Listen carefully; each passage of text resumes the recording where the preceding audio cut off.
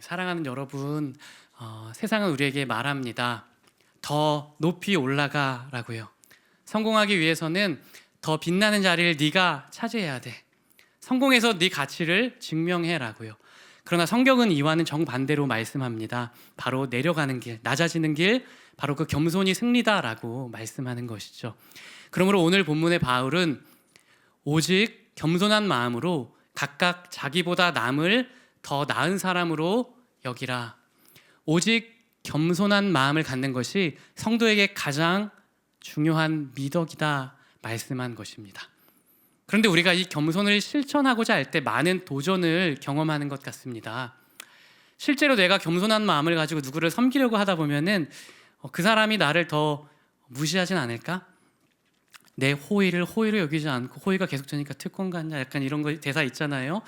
뭔가 내가 섬길수록 사람들은 나를 호구로 여기고 막대하고 오히려 가볍게 여기고 쉽게 말하는, 그래서 결국 내가 나를 낮추는 그 섬김을 섬김으로 여기지 않고 이 사람 그냥 막대해도 되는 사람이구나, 그렇게 내가 나를 낮추는 만큼 내 삶이 낮아지지 않을까, 내 가치가 낮아지지 않을까.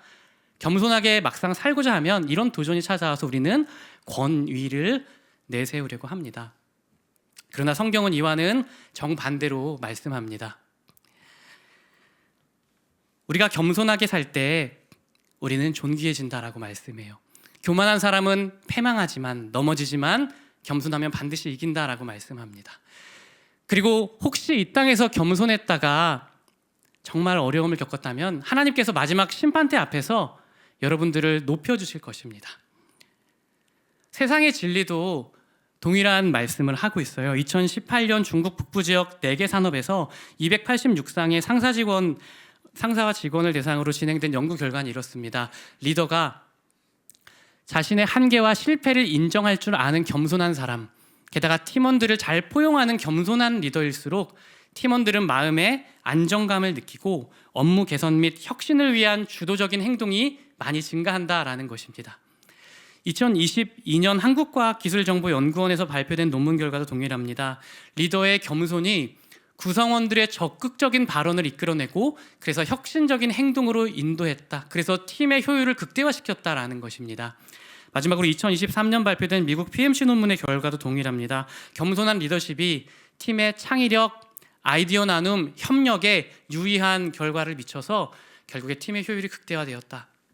그렇게 겸손은 우리를 바닥으로 추락시키는 호구 미덕이 아니라 오히려 나를 그리고 내 주변을 일으키고 하나 되게 하고 우리가 할 수 있는 최선을 이루도록 하는 능력이라는 것입니다.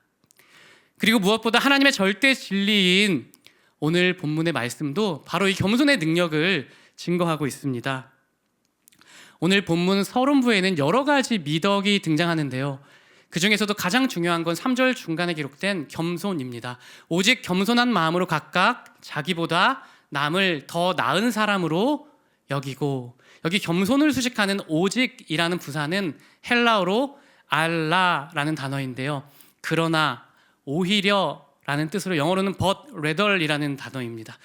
신학자들이 이 오직이라는 단어는 이 구문에서 가장 강조하는 단어를 표기하는 강조 표현이다라고 봤어요. 그래서 이 서론부의 여러 미덕 중에 가장 중요한 건 겸손이다. 그리고 더 나아가서 다른 모든 미덕은 바로 겸손의 결과, 겸손의 열매다라고 해석을 했습니다. 그러므로 오늘 본문 서론부를 요약하면 화면과 같아요. 1절 말씀은 참된 겸손은 서로 다른 우리를 하나로 묶어주는 능력을 발산한다는 것이고요. 둘째, 참된 겸손이 있으면 다툼, 허영의 죄악이 사라진다. 셋째, 참된 겸손은 내 일만이 아니라 다른 사람의 일을 돌보는 사랑으로 이어진다라는 것입니다. 그렇게 겸손이 있으면 우리는 겸손의 열매를 보게 된다. 겸손은 반드시 능력으로 우리 삶에 나타난다라는 것입니다. 그러므로 이 시간 한번 우리 삶을 정직하게 돌아봅시다. 여러분 마음에 참된 겸손이 있어서 서로 다른 생각을 가지고 서로 다른 상황 속에서 살다 온 서로 다른 의견을 내는 공동체 사람들이 모였을 때 여러분은 하나 되게 함으로써 여러분의 마음에 참된 겸손이 있다는 것을 증명하고 살고 계신가요? 여러분 안에 참된 겸손이 있어서 다툼이나 허영의 열매가 아니라 진실함과 절제의 열매를 맺음으로써 여러분 안에 있는 그 빛을 증거하고 계신가요? 여러분은 자신의 일만 신경 쓰는 교만한 사람이 아니라 다른 사람의 일도 돌보며 힘들어도 다른 사람의 필요를 채우고자 이웃을 사랑하는 참된 겸손을 가지고 살고 계신가요? 이 질문에 아니요 또는 그럴 때도 있고 아닐 때도 있어요 라고 답한다면 조금 뼈아픈 이야기지만 사실 우리 안에는 참된 겸손이 없습니다.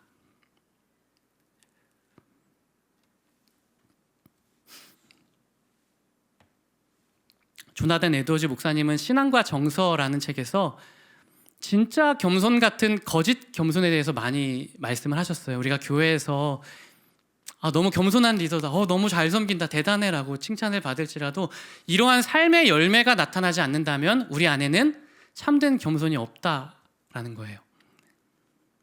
저도 여러분 같은 청년 시절이 있었거든요.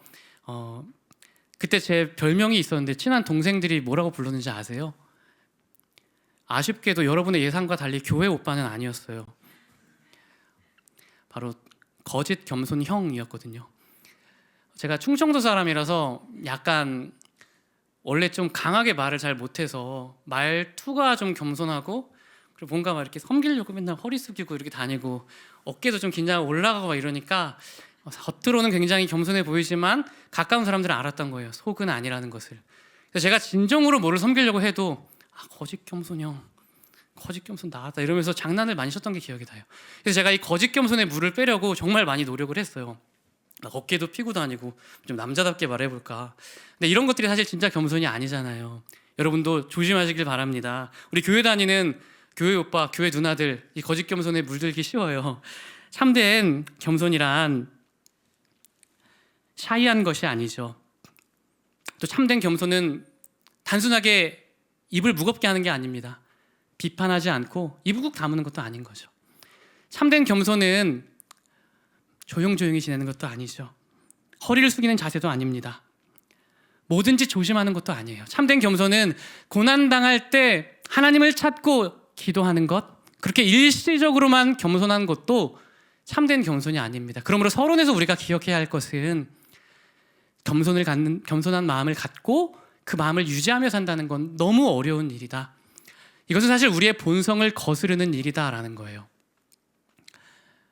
한 오케스트라에 2명의 천재 바이올리니스트가 있다고 상상해 보세요. 첫 번째 사람은 원래부터 인정받는 천재 바이올리니스트고 또 신예 바이올린 스타가 같이 이제 합주를 하게 됐는데 서로 조화롭게 연주하겠습니다 말은 했지만 실제 연주했을 때는 자기 소리를 내려고 불협화음을 내고 그렇게 좋지 않은 소리를 만들어냈습니다. 그런데 이것이 바로 우리의 모습입니다. 타락한 이후 인간의 본성은 나의 소리를 가장 크게 내도록 마음이 변화된 거예요. 내 의견, 내 생각, 내 뜻이 항상 선하고 옳다라고 믿게 되었습니다. 전 이걸 자기주장세포라고 말하고 싶어요. 우리는 죄인이어서 이제 우리 안에 자기주장세포가 가득하게 되었다. 그래서 우리는 다른 사람의 말을 잘 경청하지 않고요. 내가 옳다고 믿는 타락한 성향으로 기울어지게 되었다. 그러니까 우리는 겸손과 교만이라는 자석이 있으면 교만이라는 자석에 더 끌리는 죄인으로 마음이 타락했다라는 것입니다. 그러니까 우리의 마음은 기울어진 운동장입니다. 바로 교만이라는 그 악한 본성을 향해서는 내리막길같이 쉽게 걸어가요. 그런데요, 겸손이라는 정상을 위해서는 너무 힘든 오르막길처럼 본성을 거슬러 올라가야 하는 그런 존재가 바로 우리가 되었기 때문에 참된 겸손을 갖는다, 그 겸손을 우리가 계속 유지하며 산다, 이것은 너무나 어려운 이야기이고 사실 엄밀하게 말하면 우리에게는 불가능한 일입니다. 조금 아픈 내용이지만 우리가 기억해야 하는, 받아들여야 하는 내용이 바로 이것입니다. 아담의 타락 이후 우리는 교만한 아담의 후손이 맞습니다. 내 안에 참 겸손 없습니다. 그래서 사도 바울은 5절에서 어떻게 하면 우리가 겸손한 마음을 가질 수 있는지 이렇게 가르쳐 주는데 같이 한번 5절 읽어보겠습니다. 시작. 너희 안에 이 마음을 품으라. 곧 그리스도 예수의 마음이니. 참된 겸손으로 나아가는 유일한 길은 바로 그리스도 예수의 마음을 품는 것 외에는 없다라는 것입니다. 다시 말하면 우리의 힘과 의지로는 겸손할 수 없습니다. 만약 내 힘으로 겸손해진다면 겸손한 그것은 다시 자기의가 될 것입니다. 겸손해졌다는 그것 때문에 우리는 다시 교만해지는 그런 존재가 되었다는 거예요. 예수 그리스도로 충만할 때에야 참된 겸손을 얻는 이유가 바로 이것입니다. 예수 그리스도만이 참되고 온전한 겸손을 가진 분이기 때문입니다. 그 어떤 선인이나 그 어떤 사람이라도 이 세상에 어떤 사람이 최고의 겸손을 가졌다 하더라도 그 겸손은 다 교만이 섞인 겸손이고요. 아주 일시적인 더러운 옷과 같은 겸손일 뿐인 거예요. 오직 그리스도만이 참되고 온전하고 순전하고 일평생 겸손한 삶을 사셨다. 그러므로 우리가 참된 겸손을 갖기 위해서는 예수 그리스도로 우리의 마음이 충만해져야 한다라는 것입니다. 이 자리에 있는 지체분들을 축복합니다. 여러분의 마음이 예수 그리스도로 충만해져서 교만으로 기울어진 그 타락한 본성을 향해 사는 것이 아니라 예수님과 같이 참된 겸손의 열매, 겸손의 능력을 경험하는 삶이 되어서 여러분이 살아나고 여러분의 주변을 살리고 그렇게 승리하는 삶이 되시기를 축복합니다. 그럼 이제 중요한 질문으로 넘어갑시다. 그렇다면 우리가 이렇게 교만한 족속이 되었는데 어떻게 하면 이런 우리에게도 참된 겸손의 열매가 맺어질 수 있을까요? 잠깐 겸손하겠다 결단하고 기도하지만 1시간만 지나면 다시 교만해지는 우리이지만 이런 우리가 어떻게 하면 더 겸손해질 수 있을까? 오늘 본문에서 이제 예수 그리스도의 겸손에 대해서 6절부터 증거합니다. 우리 첫째로 기억할 사실은 예수 그리스도의 참된 겸손은 자기 비움이라는 것입니다. 자기 비움이란 타인을 위해 마땅히 누릴 자기 권리를 포기하는 마음입니다.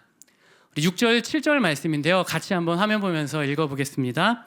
그는 근본 하나님의 본체시나 하나님과 동등됨을 취할 것으로 여기지 아니하시고 오히려 자기를 비워 종의 형체를 가지사 사람들과 같이 되셨고, 예수님은 하나님의 본체시나 자기를 비우셔서 사람이 되셨다라고 말씀합니다. 여기서 자기를 비웠다라는 뜻은 하나님이신 예수님이 하나님 되심을 버렸다라는 뜻은 아닙니다.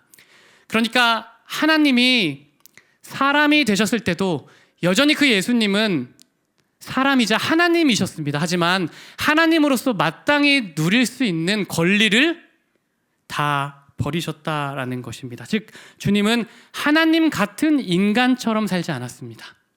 오히려 하나님이 아닌 인간처럼 사시면서 너무나 많은 고통과 어려움을 겪어서 사람들은 예수님이 자신을 하나님이라 하자 말도 안 되는 말이라, 너는 단순한 인간이라 십자가에 못 박았던 것입니다.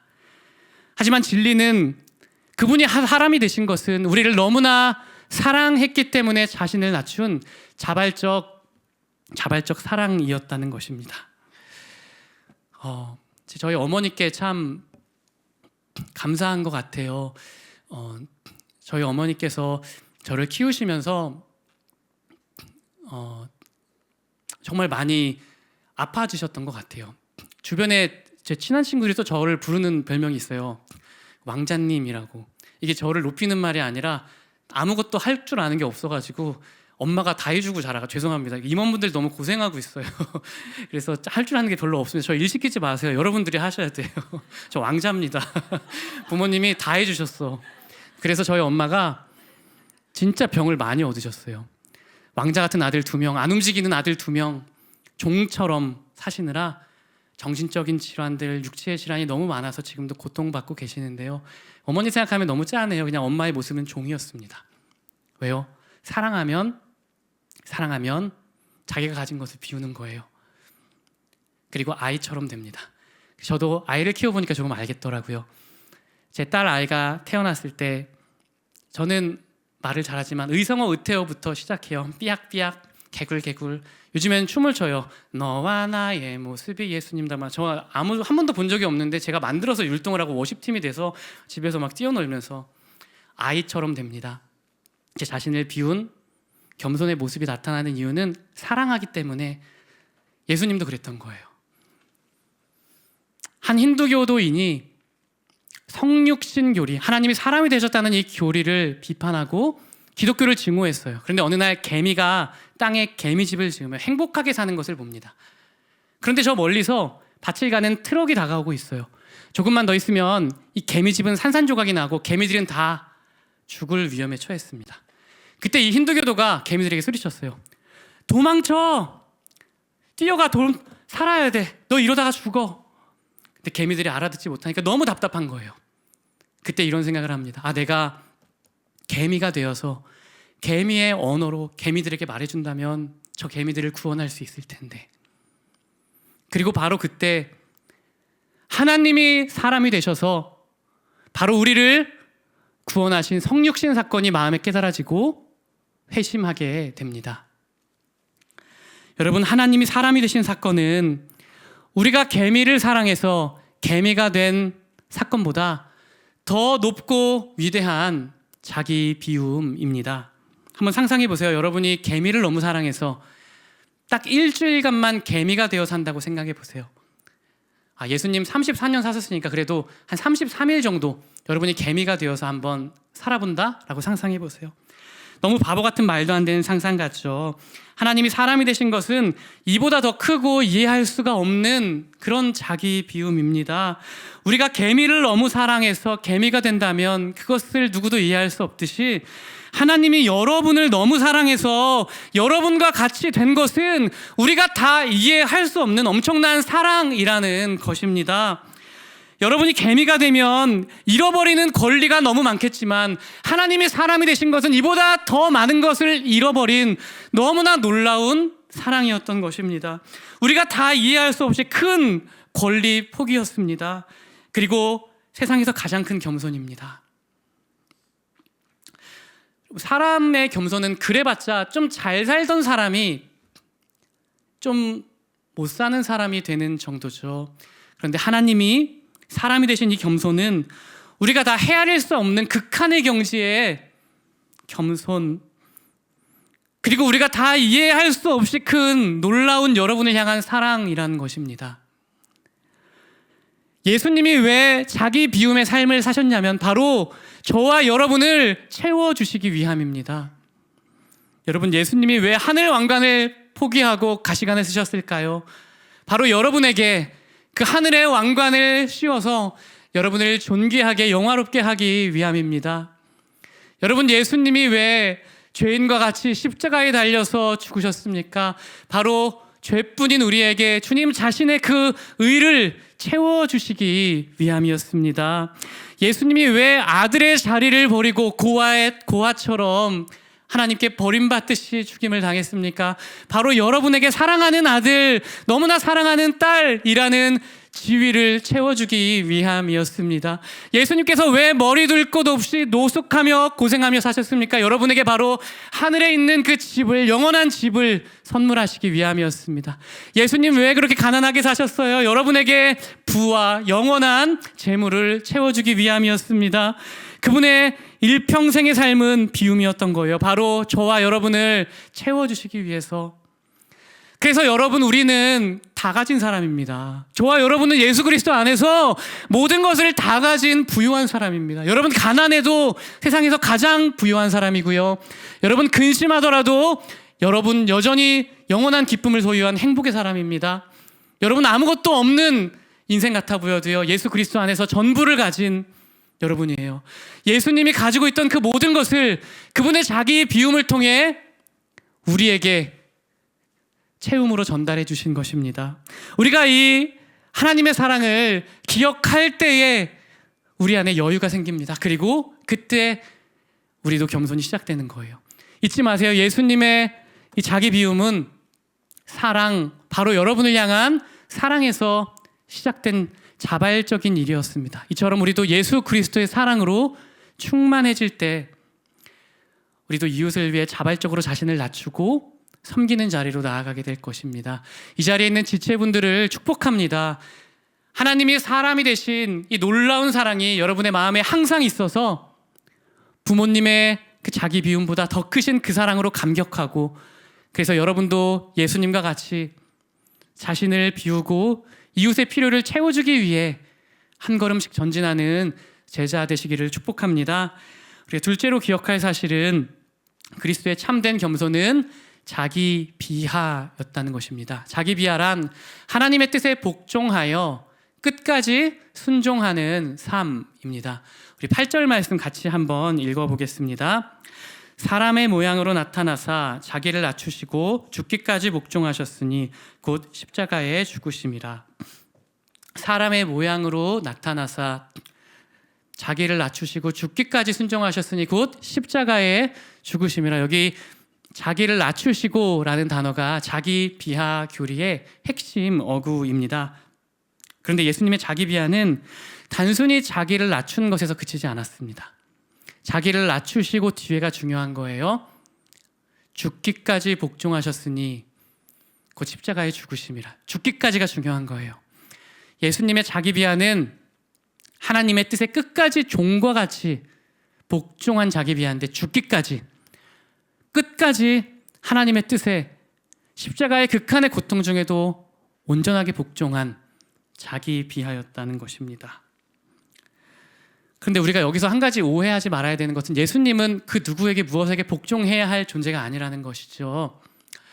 성부 하나님이 십자가에 달려 죽어, 안 그러면 큰일 나 라고 말하는 위협적인 하나님이어서 예수님은 두려움에 떨며 하나님 뜻에 복종한 것이 아닙니다. 성자 하나님은 성부 하나님보다 조금 열등한 하나님이거나 그냥 성부 하나님의 말에 순종해야 하는 좀 그런 부족한, 성부보다는 조금 부족한 2등 하나님이어서 순종했다라고 해석하는 것은 아리우스라는 이단의 견해였던 거예요. 성자 예수님은 성부 하나님과 영광과 능력과 지혜, 이 모든 것에 있어서 동등하신 하나님입니다. 그러므로 성자 예수님이 성부 하나님의 뜻에 죽기까지 복종하셨다는 뜻은 저와 여러분을 위해서, 여러분을 너무나 사랑해서 자발적으로 자기 몸을 쳐서 십자가에 달려 죽기로 택하셨다라는 의미입니다.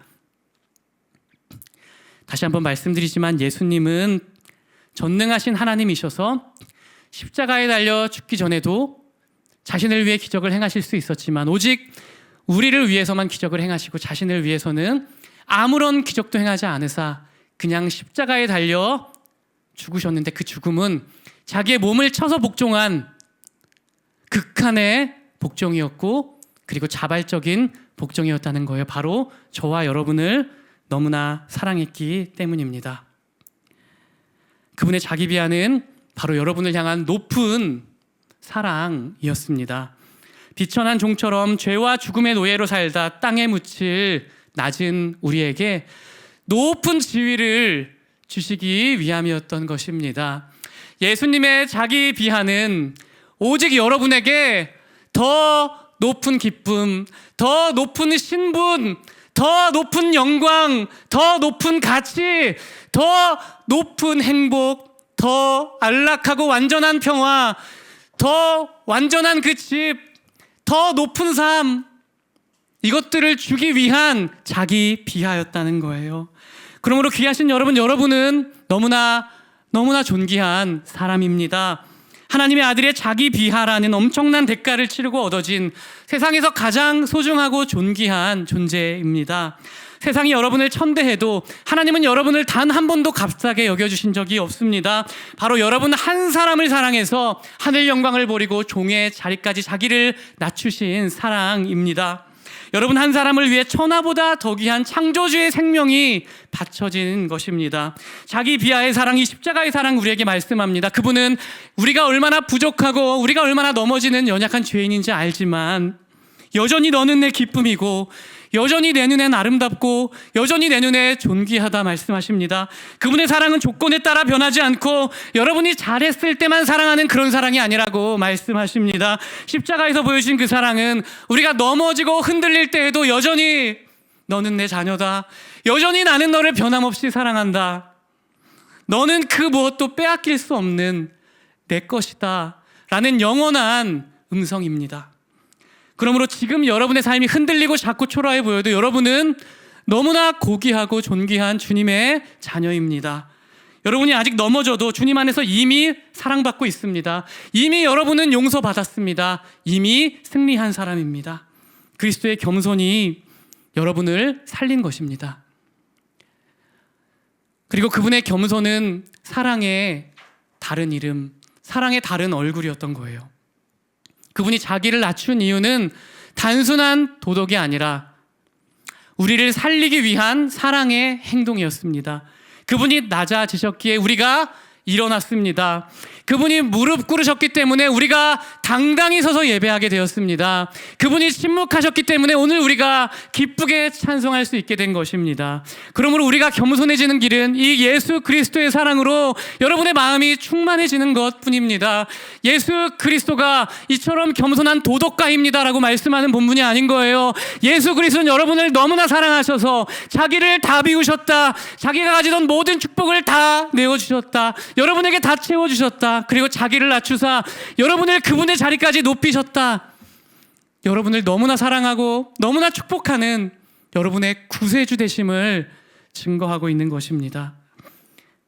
그렇게 주님은 오늘 본문을 통해 우리에게 말씀하십니다. 사랑하는 내 아들, 내 딸아, 이제 너는 내 자신을 증명할 필요가 없단다. 내가 너를 위해 모든 것을 증명했어. 내 자기 비하를 통해 너는 이제 존귀한 하나님의 자녀가 되었단다라고요. 그렇게 그리스도의 겸손이 승리했습니다. 그러므로 기억합시다. 이 예수 그리스도의 자기 비하의 사랑을요. 우리가 자신을 비하하고 낮추는 힘도 우리도 최선을 다해 노력해야겠지만 우리의 노력만으로는 불가능합니다. 하지만 나를 이처럼 사랑하셔서 자기를 다 비우신 그 사랑, 그리고 자신을 낮추신 그리스도의 사랑으로 정말 충만해질 때에 우리도 그 겸손을 닮아가게 될 것입니다. 그러므로 말씀을 맺습니다. 겸손이 승리입니다. 그리고 그 승리의 이름은 바로 예수 그리스도입니다. 우리 마음에 오직 그리스도의 사랑이 충만하여서 예수님처럼 사랑 충만하여 겸손 충만으로 이루는 복된 제자로 살아가시기를 축복합니다.